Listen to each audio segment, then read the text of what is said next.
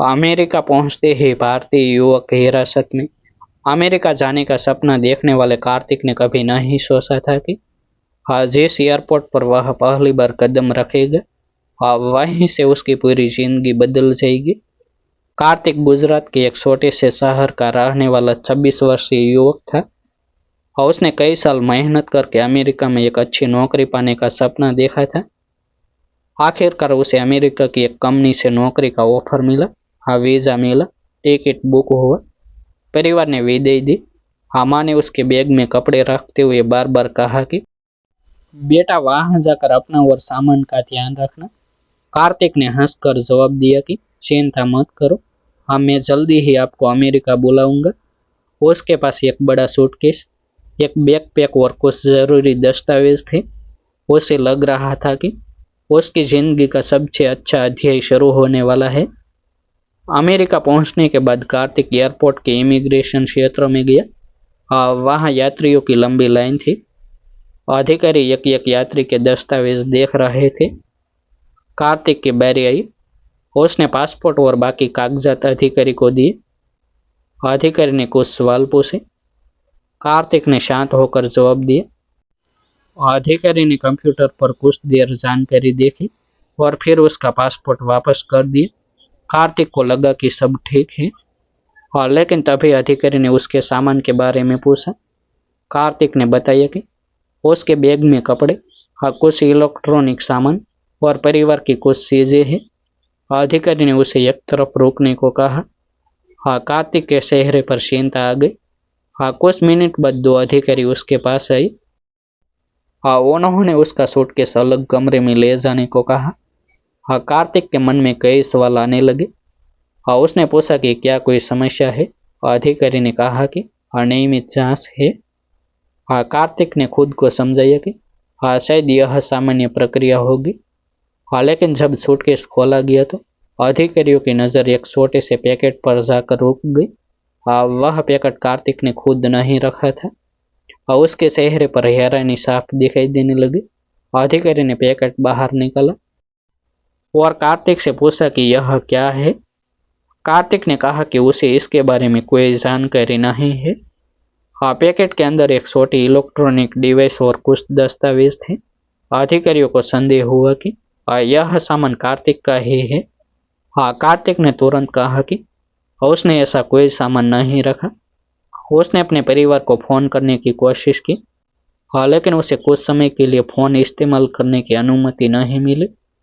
उसके हाथ कांपने लगे। उसे समझ नहीं आ रहा था कि कुछ घंटों पहले जिस अमेरिका को वह अपना नया घर समझ रहा था, अब वही जगह उसके लिए डर का कारण क्यों बन गई है। अधिकारियों ने उससे लगातार सवाल किए। यह सामान कहाँ से आया, किसने बैग पैक किया, अब बैग आखिरी बार किसके पास था। कार्तिक ने हर सवाल का जवाब ईमानदारी से दिया। उसने बताया कि भारत से निकलने से पहले उसके परिवार ने सामान पैक करने में मदद की थी। उसने यह भी बताया कि एयरपोर्ट तक उसका सामान उसके परिवार के साथ ही था। अधिकारी आपस में बातचीत करने लगे। कार्तिक को एक कमरे में बैठा दिया गया। कई घंटे गुजर गए। कार्तिक को खाना भी ठीक से नहीं सूझ रहा था। उसके दिमाग में सिर्फ एक बात घूम रही थी कि अगर अधिकारियों ने उसे गलत समझ लिया तो क्या होगा। उसे नौकरी खोने का डर था, परिवार के सपनों का डर था। सबसे ज्यादा डर इस बात का था कि कहीं उसे अमेरिका में प्रवेश ही न मिले। फिर एक अधिकारी उसके पास आया। उसने बताया कि बरामद सामान की जांच में कुछ गंभीर सवाल सामने आए हैं। कार्तिक ने कहा कि वह निर्दोष है और उसने अधिकारी से कहा कि वह जांच में पूरा सहयोग करेगा।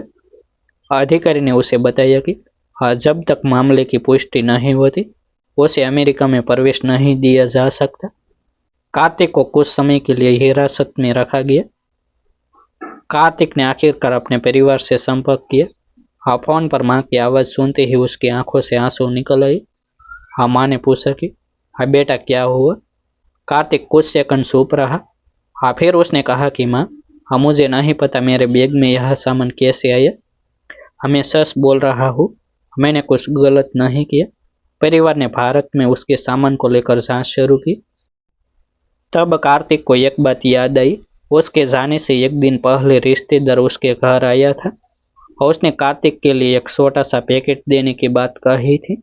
हाँ, उसने कहा था कि अमेरिका में रहने वाले एक परिचित को यह सामान पहुंचाना है। हाँ, कार्तिक ने पैकेट लेने से मना कर दिया था। हाँ, लेकिन उसी दिन घर में कई लोगों की आवाजाही थी और सामान पैक करते समय कई बैग खुले पड़े थे। परिवार ने उस रिश्तेदार से सवाल किया। हाँ, शुरुआत में उसने कुछ नहीं बताया। हाँ, लेकिन जब परिवार ने कहा कि हाँ मामला बहुत गंभीर हो चुका है, हाँ तब उसने स्वीकार किया कि उसने कार्तिक के बैग में एक छोटा पैकेट रखने की कोशिश की थी। उसका दावा था कि उसे सामान की असली जानकारी नहीं थी। हाँ, लेकिन यही स्वीकृति कार्तिक के लिए हाँ सबसे बड़ा सबूत बन गई कि हाँ पैकेट उसने खुद नहीं रखा था और यह जानकारी अमेरिकी अधिकारियों तक पहुंच ही गई। हाँ, फिर भी मामला तुरंत खत्म नहीं हुआ। दस्तावेजों और सामान की जांच हुई। कार्तिक से दोबारा पूछताछ हुई। आखिरकार अधिकारियों ने फैसला किया कि इस परिस्थिति में उसे अमेरिका में प्रवेश देने के बजाय हाँ वापस भेजना उचित होगा। हाँ, कार्तिक के पास नौकरी का ऑफर था, हाँ वैध वीजा था। हाँ, लेकिन संदिग्ध सामान के कारण उसकी यात्रा वहीं खत्म हो गई। हाँ, जब कार्तिक भारत लौट रहा था हाँ तो विमान की खिड़की से बाहर देखते हुए उसके मन में सिर्फ एक सवाल था। उसने कोई अपराध नहीं किया था, हाँ फिर भी उसे इतनी बड़ी कीमत क्यों चुकानी पड़ी। उसे समझ आ गया था कि विदेश यात्रा में सिर्फ पासपोर्ट और वीजा जरूरी नहीं होते, अपने सामान की जिम्मेदारी भी उतनी ही महत्वपूर्ण होती है। हाँ, भारत लौटकर कार्तिक ने सबसे पहले अपना बैग परिवार के सामने रखा। हाँ, उसने कहा कि अब से वह किसी दूसरे व्यक्ति का कोई भी पैकेट अपने सामान में नहीं रखेगा, हाँ चाहे वह कितना ही करीबी क्यों न हो। उसने परिवार से भी कहा कि एयरपोर्ट जाने से पहले हर व्यक्ति को अपना सामान खुद जांचना चाहिए। हाँ, कुछ महीनों बाद कार्तिक ने दोबारा विदेश जाने की तैयारी शुरू की। हाँ, इस बार उसने अपने सामान की पूरी सूची बनाई, हर बैग की तस्वीर खींची। हाँ, जरूरी दस्तावेज अलग रखे और किसी भी अनजान पैकेट को हाथ तक नहीं लगाया। कार्तिक की कहानी का सबसे बड़ा सबक यही था कि हाँ विदेश जाने का सपना बड़ा हो सकता है, हाँ लेकिन एक छोटी सी लापरवाही उस सपने को एयरपोर्ट की एक दीवार पर ही रोक सकती है। हाँ, इसलिए यात्रा से पहले सिर्फ टिकट और पासपोर्ट नहीं, अपने सामान की जिम्मेदारी भी खुद लेना जरूरी है। डिस्क्लेमर, यह कहानी विभिन्न घटना आधारित काल्पनिक रचना है। इसका उद्देश्य केवल मनोरंजन और जागरूकता है। किसी वास्तविक व्यक्ति या घटना से समानता मात्र संयोग है। आभार। फिर मिलते हैं एक नई स्टोरी के साथ। वीडियो को लाइक और शेयर करना ना भूलें। चैनल को सब्सक्राइब करें।